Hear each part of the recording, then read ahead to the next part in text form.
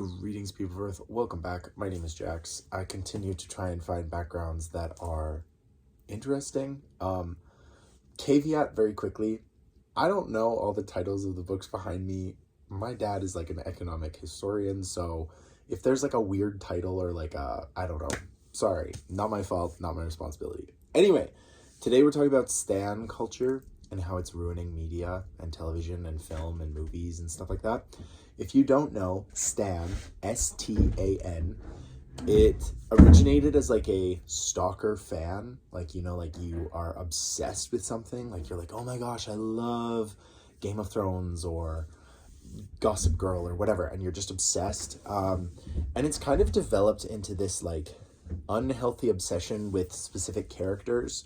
If you're keeping up with Heartstoppers, The Summer I Turned Pretty, Red, White, and Royal Blue, Young Royals, many of these TV shows develop like cult followings of people who are absolutely obsessed with them and like create fan art and fan fiction, and they make posters and they vehemently defend their favorite character in the show or the film. And while like it's great to love something and having a passion for something is awesome, a lot of it becomes very toxic, and it actually is influencing a lot of film and television and influencing it for the worse. So a good example of this is the Marvel movie franchises, all the superheroes and stuff. I haven't watched these things in years. I haven't, gone to a Marvel movie in forever. It's not my vibe. When I was younger, like now and then our parents would take us to these movies and they were okay, but the fandom has become so incredibly obsessed and protective and defensive and most of all vocal about changes or things that should be like this or should be like that. And unfortunately, the writers and Hollywood are oftentimes listening to these very fervent fans. And I think it's causing like a real problem. I think a lot of the time we are now kind of interacting with this media and it's turning into like this very toxic space. And a great example of this is the newer Marvel television shows that are really, really awful. Like they're not good. They're not very interesting or good. And a lot of it is like fan service. I recently watched the 4th season of Stranger Things, and I have to tell you that I think the fan servicing of the characters in Stranger Things has become over the limit. One of the things that made Stranger Things so interesting was that it really felt as though every character could run into a tragedy, they could die, they could, something awful could happen. And by about season 3, it was pretty clear that none of these characters were actually at risk or in danger in any of these storylines or plots. And a lot of that was because of the online discussion over how beloved these characters were. Like the idea of killing off 11 or something, unspeakable. You couldn't do it, couldn't touch it. Like, no way, Jose. And unfortunately, like in our reality, people do run into tragedy. Life happens. And if it feels as though these characters going through life and death situations and these plot points and these intricate storylines, if it feels as though they are somehow immune from the realities of their actions and consequences and their stories, it suddenly just doesn't become truly interesting. I think this also happened with Game of Thrones.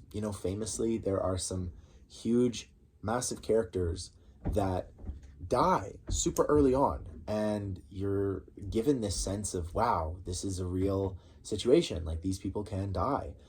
And unfortunately, by about season 4 or 5, the only people running into these issues were sort of side characters. They were characters we didn't really care about. And it wasn't until the final season finale, which was hated by everybody, that they wrapped up these storylines and said, okay, this person doesn't survive, this person doesn't survive, this person's like forever changed. And it just felt so unrealistic, and it felt so out of place in the context of the world and the story and the plot.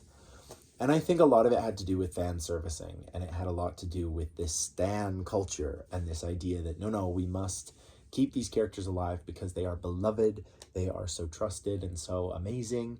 And unfortunately, if you look at the great works of literature, oftentimes your favorite character doesn't make it out. Your favorite plot line doesn't actually involve something that you'd want. It involves the harsh reality of the situation. You know, the guy takes an arrow, the guy falls down a flight of stairs. You know, there are an infinite ways in which the tragedy unfolds.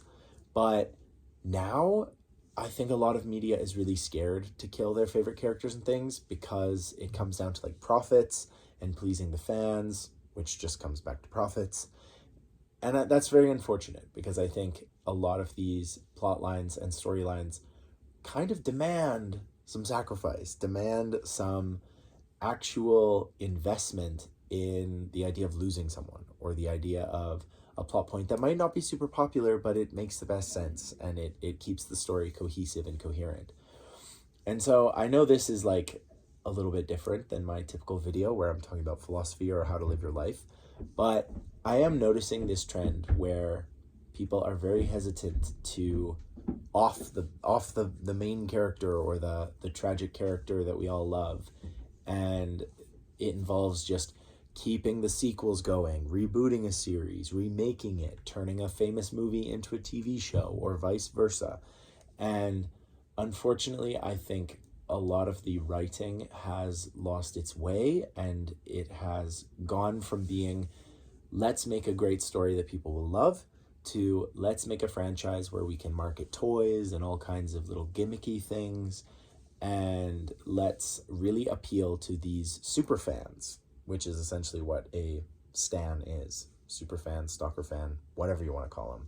But I don't know. I think it's a difficult time. I think there are still shows out there and films that can grip us and captivate us and make sense in the story of the context of whatever the thing is.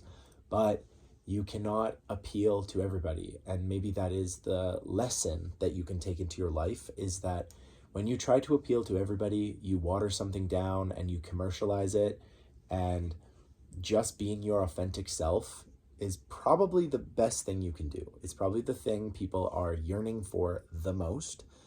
So don't try and equivocate or change the vibe and the metric just because a group of very fervent people are telling you you have to change. Be authentically yourself. Don't cave in to pressures, whether it's monetary, whether it's friends and family, whether it's personally. Like, live your truth and be your truth, and don't let yourself be sold out in this kind of context. I'm not a communist, but you know, every now and then they have a good take on capitalist ideology. So let me know what you think.